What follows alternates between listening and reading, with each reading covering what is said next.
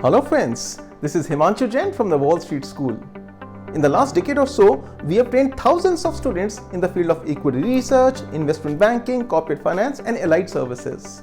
Now, having placed more than 3,000 students in similar sort of profiles, we have a fair idea about the sort of skill sets which the corporates look for in the candidates. One of the most critical skill set which the corporates look for in the candidates is their ability to analyze the financial statements of the companies. So in this video, we are going to teach this to you. We are going to take up a real example of a real company from scratch and try to help you with the analysis of the income statement, the cash flows and the balance sheet. This is going to be a detailed video, so please do not skip any part of it. Let's get started.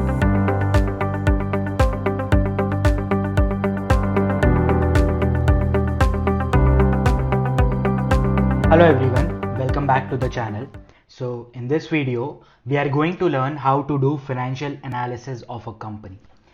Let me be very clear, in this video, we are not going to learn how to do fundamental analysis. That's a wider term that covers analysis of management, analysis of industry, sector, government policy, and financial statements. We are going to focus on one part of that, that is analysis of your financial statements. That is analysis of profit and loss account, balance sheet and your cash flow statement, right? It's going to be very easy. Like any person who understands these basic terms like capital, profits and all would be able to do that. Okay, but before we move ahead, let us understand a business cycle. What is it? How a business generates money and how it put backs the money in the hands of providers of capital. So first of all, whenever I want to start any business, I need some money that is called as capital. Either I can put in my own money known as equity, or I can borrow it from someone else also known as debt, right? Fairly easy. I need money, I can raise it from someone else or I can put in my own money. Once I have some money with me, I want to start a business. Suppose I want to manufacture something, I'll need some machinery, some place where I'll be putting that machinery, so land, building machinery. These are called as your fixed assets. That is the instruments that will be used to produce your final goods that you will be selling in market. So these fixed assets will be used to make your final sales. And once you are able to sell some goods, you will be generating profits, right? This is the entire business cycle.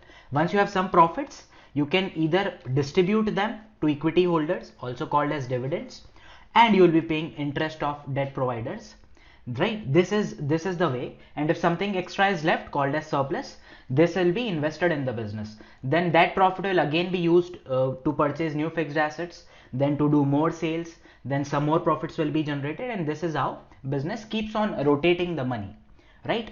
And like understand, business is like a machinery that, like, it's like a complicated machinery. If you give it some input, it will be able to generate some profits for you, and you can use those profits as an inputs. So it is kind of endless loop, right? But you have to make sure that your machinery is lubed properly, it's not suffering. So that is working capital. Suppose you want to purchase some raw material to manufacture your finished goods, but you don't have money for it right now. But if you don't purchase, what will you sell? Your business will stop doing its activities. So you can get it on credit. That is your working capital. If someone wants material from you, your finished goods from you, and he's not able to pay you right now, maybe he'll be able to pay you in 1 month, then still if you want to generate profits, then you can give that person something on credit. That is called as your working capital, debtors, right? So working capital is kind of a loop to your machinery known as business. It's very simple, right? Now I'll be directly jumping to my website called as screener.in, screener.in. I'll be getting some data from that, and we'll be learning how to do analysis of profit and loss account, balance sheet and cash flow. And it's going to be very simple. Okay, so let me open Google Chrome, and this is the company that we'll be using to analyze, Kanchi Karpuram Limited, right? You can read very briefly about it here. Kanchi Karpuram is engaged in the business of manufacturing and sale of camphor and allied products. Okay, we are not going to read about business and all right now. We are just going to focus on P&L, balance sheet and cash flow. So this is the company. If you scroll down, or if you can click here, it will take you to profit and loss account. See, it becomes very difficult to do some analysis on this sheet, right? So what I'll do is, I'll just copy this data, I'll select it, and then I'll press Ctrl C. The entire profit and loss account is copied, right? I'll just go to MS Excel and will paste it. Simply Ctrl C, Ctrl V. Going back again to Google Chrome. Here, just below their profit and loss account, you have your balance sheet. This profit and loss account is from 2010 till now. This balance sheet is also from last 10 years. So in this balance sheet, I'll be just clicking on this sign. It will expand other liabilities, and on this sign, it will expand other assets, right? Once you click on those, you can create a copy of this also. So select the entire thing till here, till total assets, Ctrl C, and then Ctrl V. Simple, right? Copying balance sheet and profit and loss account from your website. Okay, going back to Screener, simply we'll be selecting this cash flow statement that is just below balance sheet, copy it and paste it here. Paste it here, right? Simple, very simple activities till now. Okay. Once I have this data, see, it's very difficult to process that. So I'll be just putting it in a proper format. You can follow up with me. So what I'll do is, I'll just delete this figures in crores. I know these figures are in crores. I'll expand this A column, right?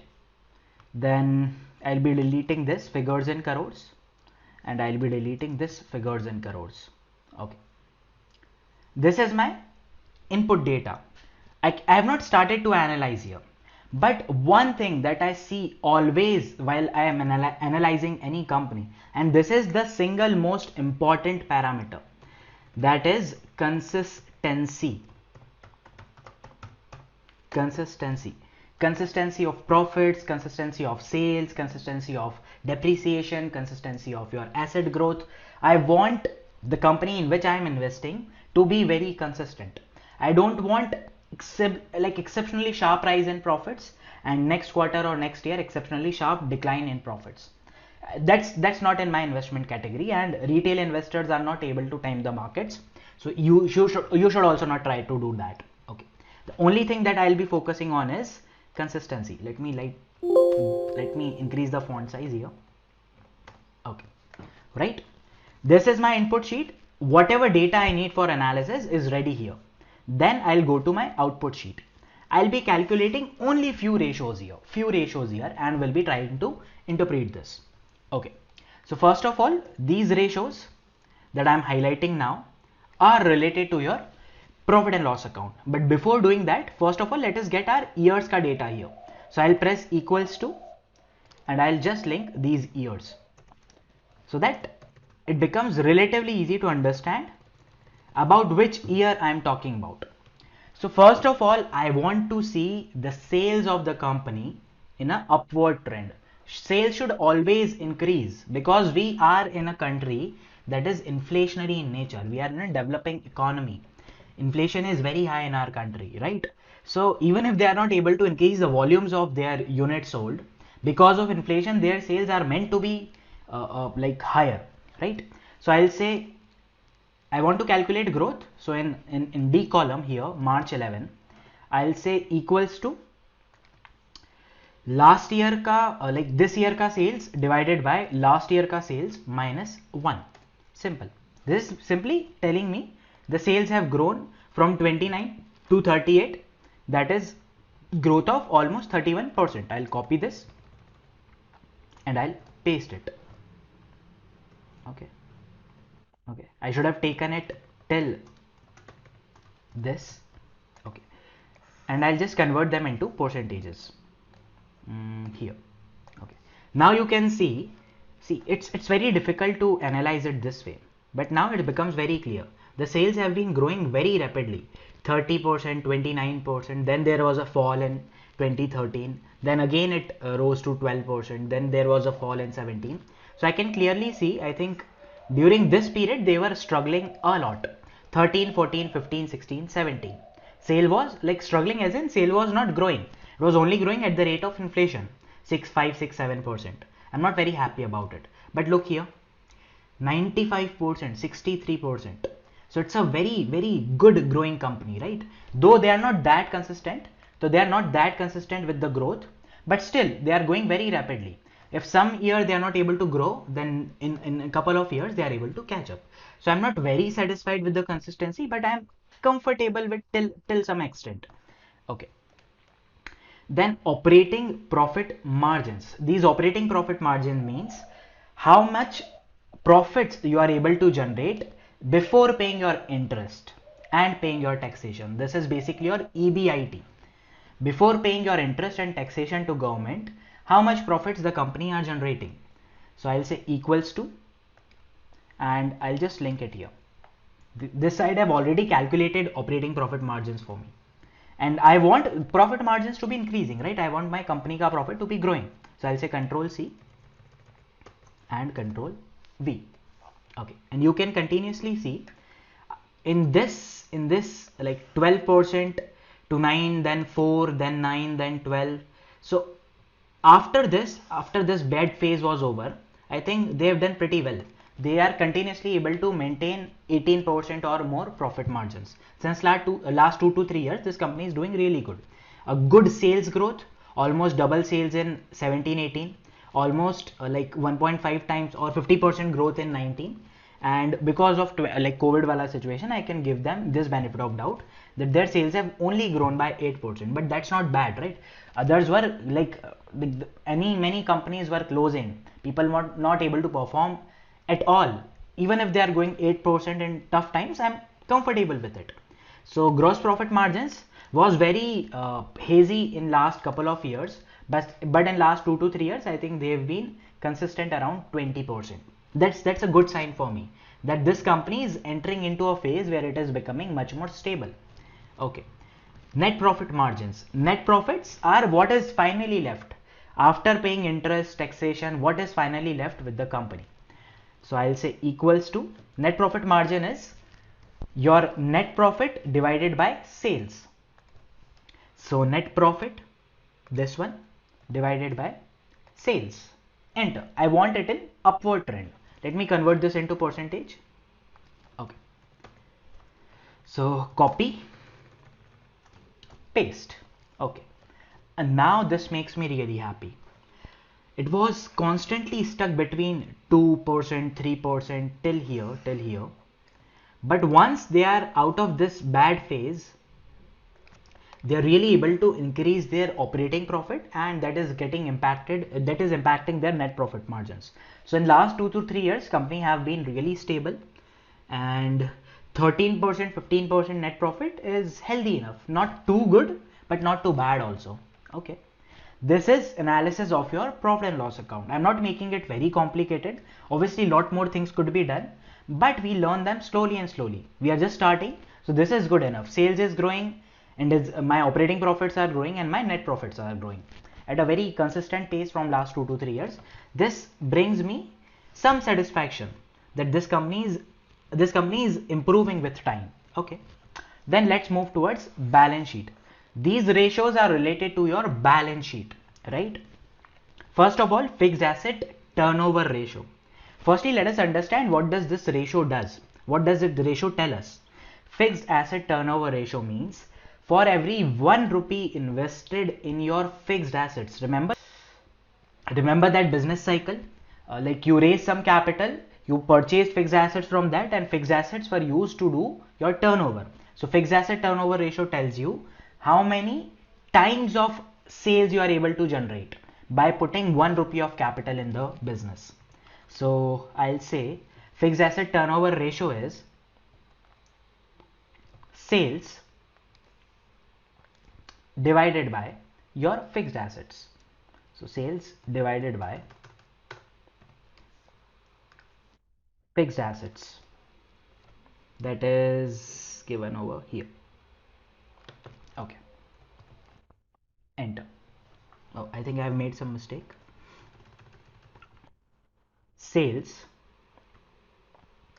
divided by fixed assets. Copy, paste. I would want to see it in increasing trend. See, what does this 5.80 tells me? That for every 1 rupee invested in the business, I am able to generate 6 rupees ka sales. So their fixed assets were around here. Their fixed assets were around 4 crores, 5 crores, and you can see their sales were around 20-30 crores. So by putting 5 rupees, they are generating 30 crore ka sale. That is, by putting 1 rupee, they are generating almost 6 crore rupees ka sales. And till here, till 2017, like till 2016, their fixed assets were slowly reducing because of depreciation, and their sales was increasing slowly, but not at a very rapid pace, right? Sales have even not doubled in these 6-7 years. But once they started doing capex, once they started purchasing new fixed assets, then you can see their sales skyrocketed. So that's a healthy sign for me that my company is able to generate maximum possible amount by investing 1 rupee in the business. So you can see here, it increased for a couple of years, then it started going down. Then again, like when this capital expenditure was done, so they've purchased plant worth rupees 18 crores. They cannot expand their sales in 1 year. It will take them couple of years. So 3 to 4 to 7. This is pretty good, right? Their sales is continuously increasing because they've invested in fixed assets.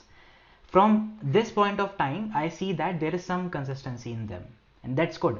They are also consistent here. Then they did a major capex here, capital expenditure, that is, they purchased lots of fixed assets. Therefore, it went down and again started to increase. That's a healthy sign for me. Okay.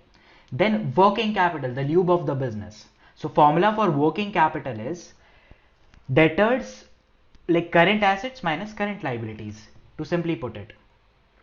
So I'll say current assets, that is my inventory plus your trade receivables plus your loans and advances plus these other asset item. I'm not considering cash here.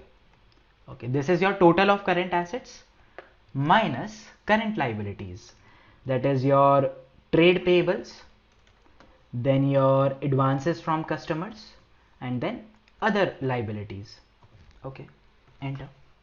So working capital should be in sync with sales. If their sales is increasing, they need to purchase more raw material, and people will also be purchasing more from them on credit. They need more inventory to cope up with the sales. So it should be in line with the sales.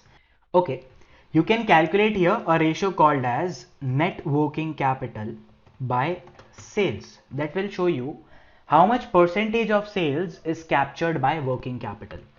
So it should be consistent enough, right? It should not be very fluctuating. So working capital, this one, net working capital by sales. Let me convert this into percentages. Okay, this means that working capital investment is around 14% of the sales. Let's copy and paste this. I want this to be very consistent. See, there was like working capital is around on an average 20-25% of the sales. In some years, if it increased drastically when there was decline in sales, but the working capital, there was lots of unsold inventory, lots of people from whom I have to collect money. So it didn't decrease drastically, but then it have been pretty consistent around 20-25% in last 2 to 3 years, right? And it is decreasing slowly, and that's a good or positive sign for me. That is, my money is not getting blocked in working capital. Lots of people are not purchasing from me on credit. I'm not purchasing my raw material from people on credit, and I have sufficient inventory, right? Okay. Then debtor days. This means the people to whom I am selling goods on credit and how many times they are paying me. So the formula is pretty straightforward. In a year you have 365 days. So 365 divided by sales divided by average debtors. Debtors in this case is written as trade payable. So last year, comma, this year. Okay, enter. Let me convert this. Okay, so debtor days, that is, people are paying us in 12 days. It should ideally be consistent or should be decreasing. What's the meaning of this being increasing? That means to increase my sales, I am selling people on credit. And in this environment, it's very difficult to say that whether you'll be getting your money on time or not, right? So it should ideally be decreasing, or it should be very consistent. So last 2 to 3 years, it looks pretty okay to me, 20 to 23 days. And you can see here, it was slowly increasing. That's a sign of danger for me. But then again, it started to decrease. Then 17 May, there was a sudden bump, and then it normalizes around 25 days. That means the people to whom I am selling my goods are paying me money approximately in 20-25 days. That is 3 to 4 weeks. That's okay. Okay, next is inventory days. That is for how much period I am holding my inventory. How much days it takes to me to get my raw material, convert it into finished goods, and then sell it. So how much days it is taking. So the formula is pretty straightforward. 365 divided by average cost of goods sold. Since we don't have cost of goods sold here, we'll be using sales, divided by average inventory, that is this, and last year. Okay, bracket close, enter, copy, paste. Okay, so what does this tell me? This tells me I am having like I'm having inventory to match my next 75 days ka sales. It's too much of an inventory, right? If you are a very good company, as soon as you purchase, or as soon as you make some finished goods, it should be sold very immediately. So it should be in a decreasing trend, but it should not be very extremely low, right? It should be in a decreasing trend, but it should not be very extremely low. So you can see here, it was increasing. That was alarming for me. Why the company is why the company is taking so much of inventory? That means it's not able to sell it, right? Its sales was not growing very fast, but it was like producing inventory at a very fast pace rate. So ultimately, if it is not able to sell it, they'll be suffering from obsolete stock. So it was increasing. That was very alarming. Then it came down, then it came down, then it came down, then it came down, then it came down. So it is in decreasing trend from last 4-5 years. And you can see consistently they have been able to reduce inventory days at a very nominal low pace. That's healthy. Okay. Then creditor days means and how many days I am paying the person from whom I have purchased my raw material. So the formula is pretty straightforward.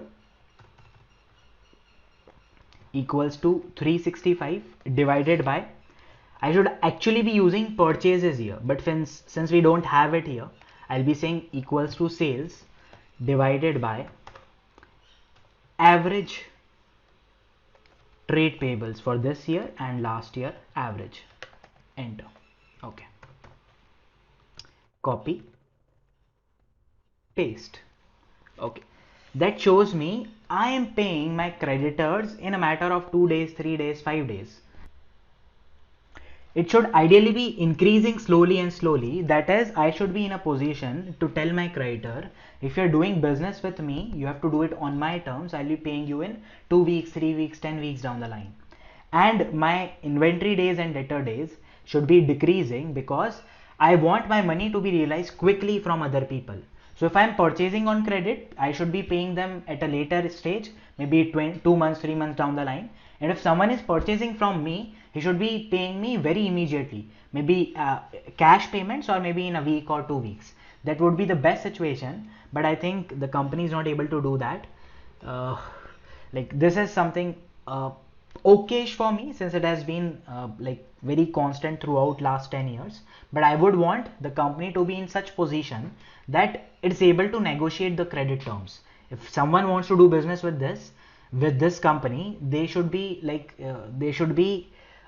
allowing a longer period credit. That's not happening with the company. And the last thing, debt to total capital. So we discussed this in the business cycle.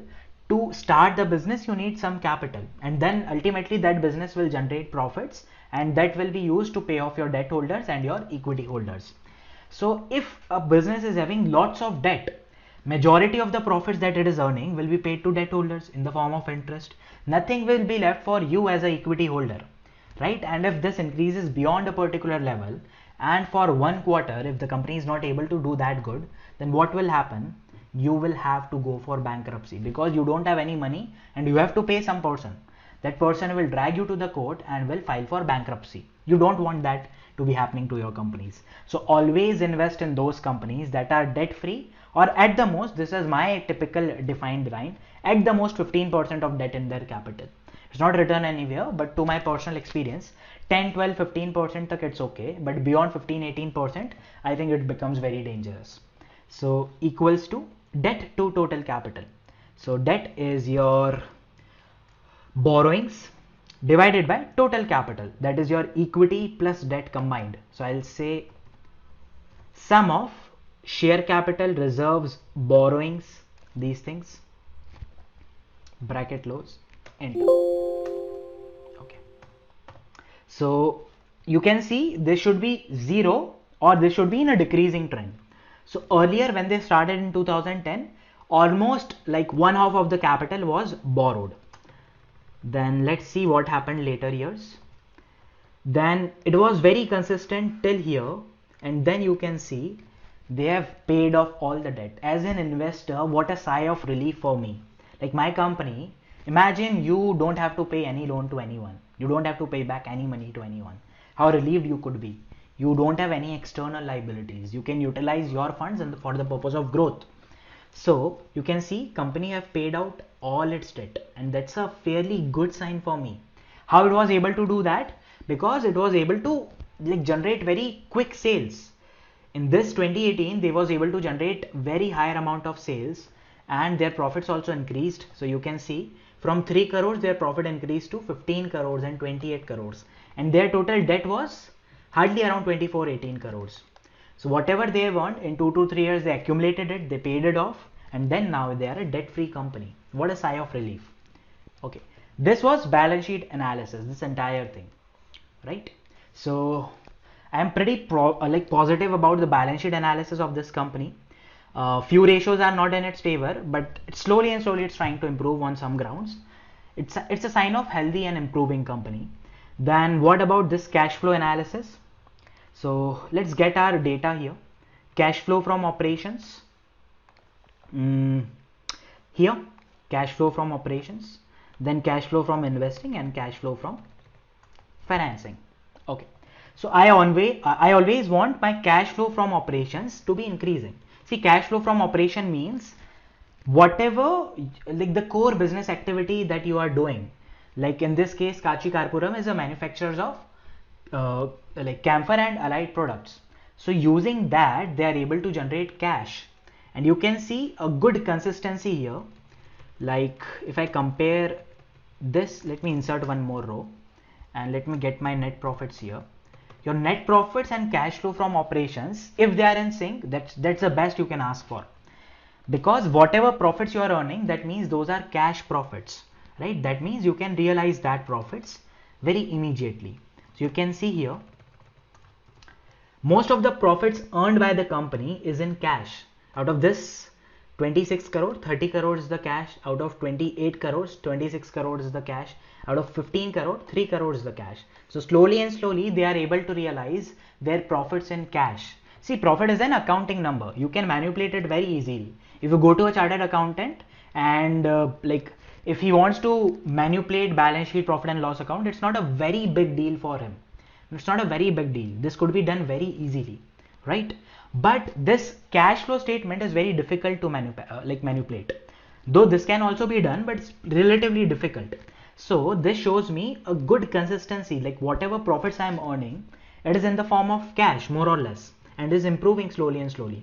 So that's a good sign. And these profits from cash or cash flow from operation should always be positive. That is, I'm earning. If this is negative, that means I'm doing the business and at the end of the month, I don't have anything left for me. So that's not a healthy sign at all. Let's talk about this cash flow from investing activities. They should always be negative. Always be negative. So understand this. This means negative means I'm continuously investing in my business in the form of fixed assets. That is, I'm increasing my fixed asset capacity. That will be helping me to generate more sales in future, then more profits in future, then more profits will lead to more cash availability. More cash availability will lead to more fixed asset purchases. That's a loop that is created, right? So I want my fixed assets to be increasing. I don't want them to be increasing in a sudden way, but slowly and slowly, gradually. I want my investing activities always be negative. Suppose my investing activities are positive. That means I am realizing cash from my fixed assets. That means I am selling my fixed assets. I can do it once, twice, thrice. But maybe after 2, 3, 4 years, I won't be having any fixed asset. Then what will I produce? How will I produce? And how will I sell? If no sales, no profit, business is completely wrapped up. So you want these investing activities always to be negative. Operating activities positive, investing activities negative. Financing activities also negative.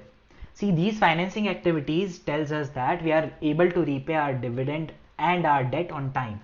Like company in 2019 paid all of its debt, paid all of its borrowings here.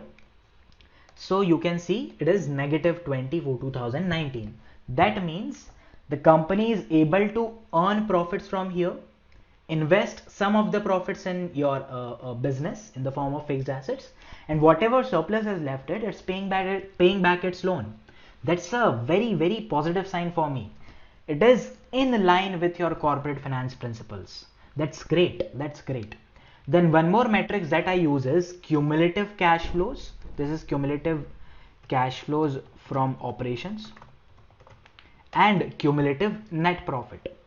So this will be cash flow from operations this year plus whatever I have earned till now. Enter.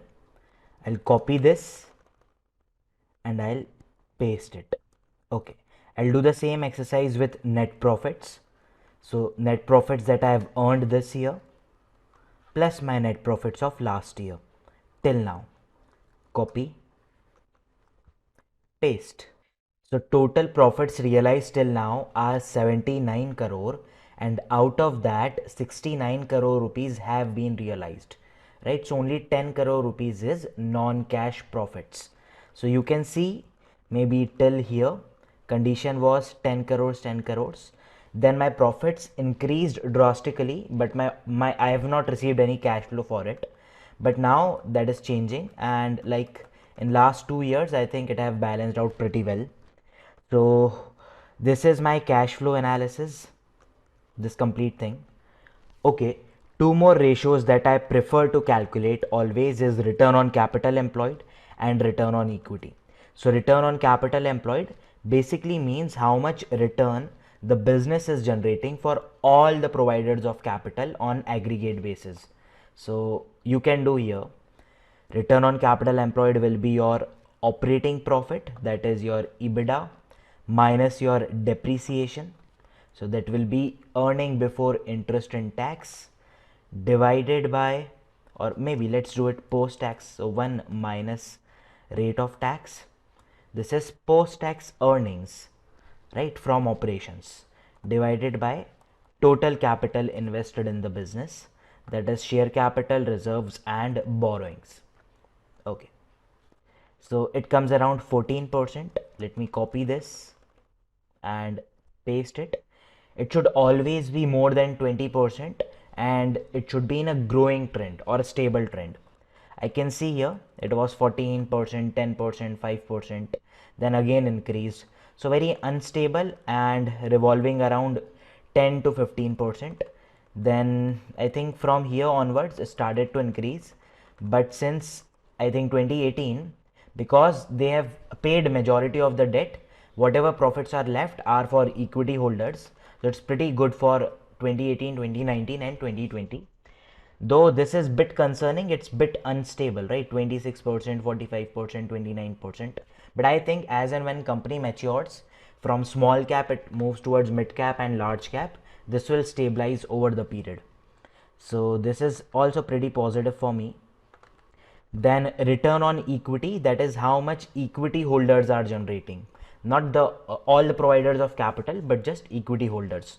So that will be net profit divided by equity invested in the business, that is your share capital and retained earnings. Okay, You don't need to do this after tax because your net profits are already after tax.